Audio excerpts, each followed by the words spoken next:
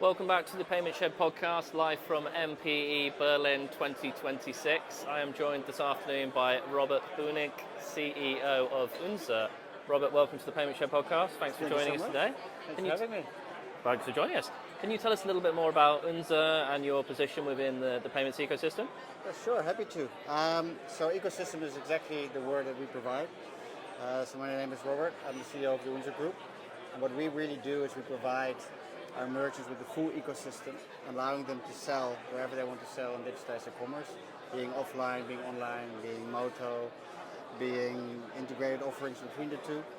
And that's what we do, mostly in DACH and Nordics for about 90,000 merchants. Oh wow, 90,000. Mostly in the small and medium segment.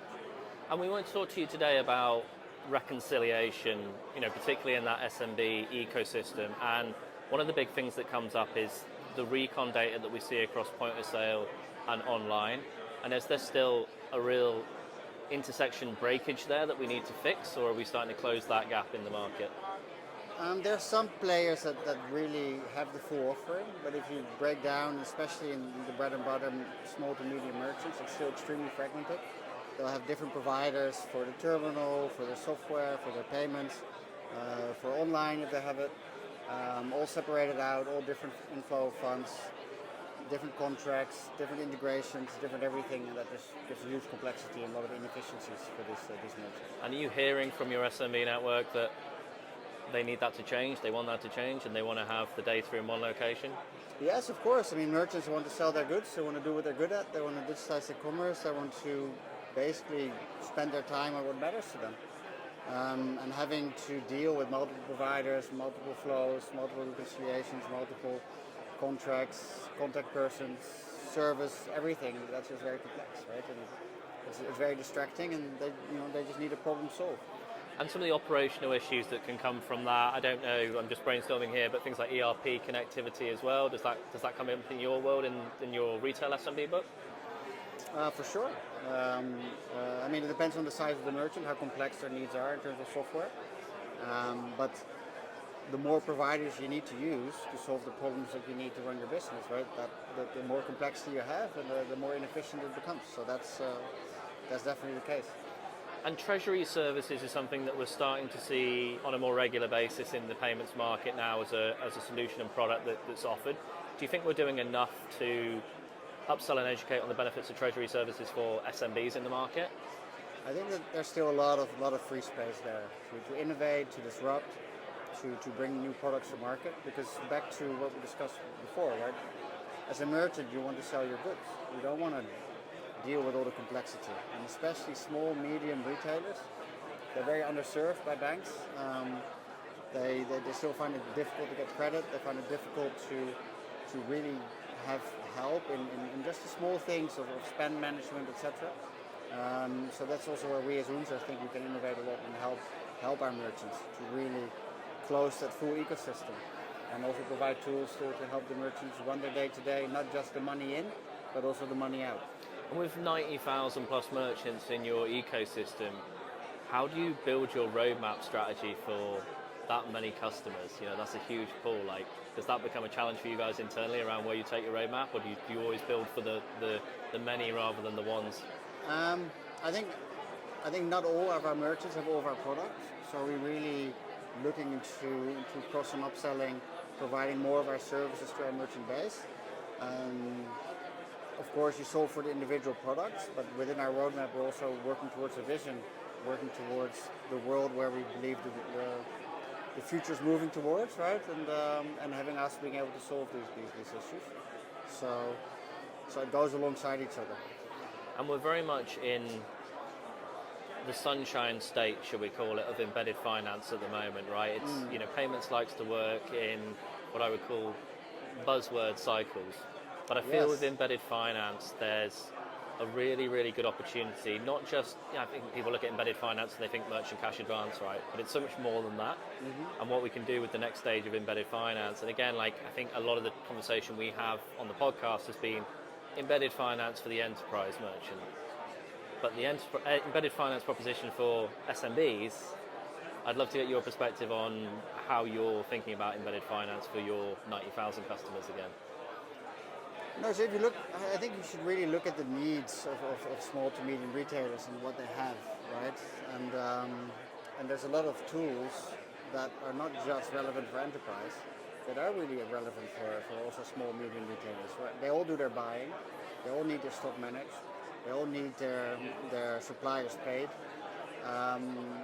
They're looking today. They're looking for their inbound payments at one portal. They're looking for their banking at the other portal. They're very inefficient with how they manage their cash flows and their funds when it comes to paying for suppliers. So having all of that, including software for your stock management, all of that in one integrated offering, I think makes a lot of sense. And do you use data to offer different finance products to those merchants when you say you're consolidating the data across different portals and ecosystem? Is that something that you guys have looked at?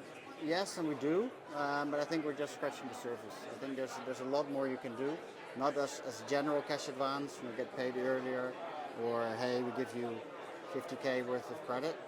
It's much more also around how you trade finance individual payments, how you can maybe get advance payments on outstanding debits, or all these sort of elements. I think there's a lot more that you can do there, also for small merchants.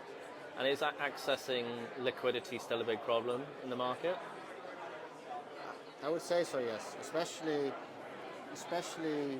small merchants that don't have a very long track record, and not in business for very long, which is often the case when merchants need financing. I think that is still quite a lot of gap to be fulfilled and help merchants grow. At the end, that's it. I've seen insurance becoming quite prevalent within e-commerce checkouts as well as an upsell product, in a few different sub-verticals. So not just having that merchant cash advance kind of liquidity play, but actually the tick box of, do you want to insure your purchase? And that's another embedded finance upsell that we see in the market in terms of, not just the chargeback protection, right, to a customer thinking, oh, if something goes wrong here, I've got chargeback protection in the background, thinking, I want to protect this product at source and it's €2 or £2 more on your transaction. Do you think that that's going to continue to be something we see in e-commerce checkout as an upsell product for merchants? I would say so. In certain verticals it makes sense, but you need to be careful not to make it too complex for the customer. Yeah. The more they need to read, they need to click, they need to go through to be able to purchase, they also will have a negative effect on conversion. They need to be careful how cloggy you make it and how confusing you make it. I think in the UK we've seen it with train lines, the train booking apps. You buy your train ticket, it's £1.50 extra to insure your ticket, and you start to see it with music events and festivals. And exactly. At that purchase, it's a high value purchase, and you can insure, and it's just ticking a box, £1.50 extra on your transaction or €2 extra on your transaction, and you feel a bit more protection for that higher value purchase. No, there are certain use cases where it makes sense, right? And it's an added value, but you need to be careful, like I said, to not make it too confusing. And if you do this with too much pop-ups and click-aways, rather than you might increase the click rate, but you'll decrease your overall conversion, right? So it's always a balance. So it's a nice segue into my next question around whether you think more PSPs should be offering embedded products. I mean, it's a very healthy and normal add-on, because the services are so adjacent to each other. One is really connected to the other. Now there's a question how deep you want to go. You can only be good in so many things, right? You can't be good in everything. We've seen this when banks are trying to go into payments. It has never been successful. Now payments is going into banking. And I think, there'll always be a place where the adjacent can be served by payment companies, until you get to a certain stage where you will have pure players that are better in executing. I hadn't really thought of that, but you're right. Payments companies are kind of flipping on its head at the moment and going into that banking world, aren't they? Right.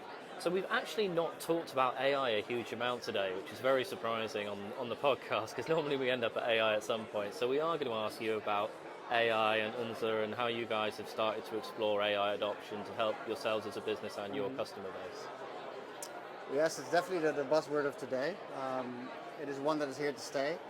But like everybody else in the industry, especially if you talk to them off stage, we are looking, testing, trial and error to see where it can have the biggest impact, and where it really drives efficiency and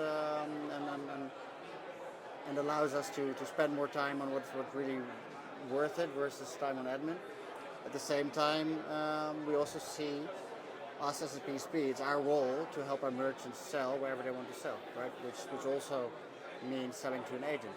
Yeah. So we spend a lot of time to make sure that we are at the front of this race in Europe, where it's not completely available yet, but how to hack our way around so we can enable our merchants to sell through an agent. And I think data is one of the best use cases for it right now, and what it can do with data. And you guys must have a huge amount of data with such a large customer base that you can play around with, and you, like you say, trial and error in the background. Say, well, we've got this huge data set. Let's see how we can really tap into that, and then think about what we then roll out to our customers at a later date. Exactly, but it's also a challenge because the outcome is only as good as the data you feed it and ability for you to understand it, right? So, but there's a lot we can do with that. There's a lot we can do with customer service.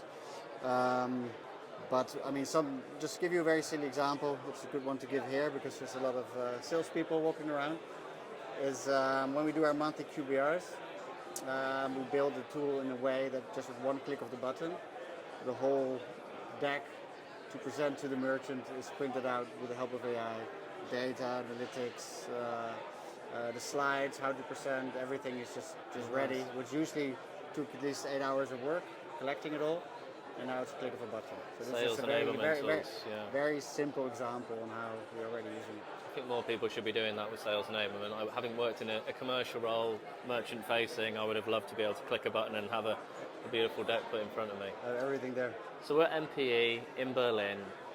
Why is this such an important event to Unzer in your calendar every year? Well, it's a home event. Our headquarters are in Berlin, so it's easy to get to. I wish ours were today with the flights that have been cancelled. I moved away, but previous years I would come here by bicycle. But at the same time, it's just one where the whole industry meets. People like me that have been in payments for a couple of decades, right? There's one big reunion of people you used to work with, used to partner with, used to negotiate with. They're now all different companies. So it's a great one to connect with everybody again. But it's also a very good place to just have lots of meetings, which usually would take months to gather, traveling around. It's super efficient to just have everybody in one place and get a lot of catch-up meetings in. Yeah. So it's a great event for that. We've had a great day one today, and yeah, there's just a real buzz in the room, isn't there? I feel like, you can feel the collaboration happening around you. So we have a final section on the podcast. It's called the Shelf of Shame, where our guests nominate something from payments and fintech that they would happily banish forever, never to see again. Please, can you bring us your Shelf of Shame? Well, banish forever. It's also part of what makes payments interesting. Okay. But you mentioned embedded finance, you mentioned AI, right? If you've been in this business for a few decades, it seems like we're all like butterflies going from one flower to the other, and every year there's the new word, right? Stable coins, we go back to Google Glasses, we go back to beacons, right? It was all going to change everything. Our fridges would already be talking to each other. Milk would automatically arrive because it would scan the inside with the Internet of Things, and all these things that keep on being the buzzwords. But at the end, some of it sticks, but not all. And sometimes I miss just to be a little bit more looking at the bigger picture. And people also understand that at the end, adoption is driven by the consumers changing behavior. Yeah. And that's much tougher to do and sometimes underestimated. So we're shelving buzzword hype in payments. Yes. And, I'm more than happy to put that on the Shelf of Shame. and sometimes people that go on stage, we do secret bingo cards to say, okay, you try and drop in AI-based blockchain, Agentic commerce. Exactly. Well, brilliant. Stay Thanks in very there. much for joining us on the show today, Thank you and as well. Enjoy the rest of the event. Cheers. Thank you.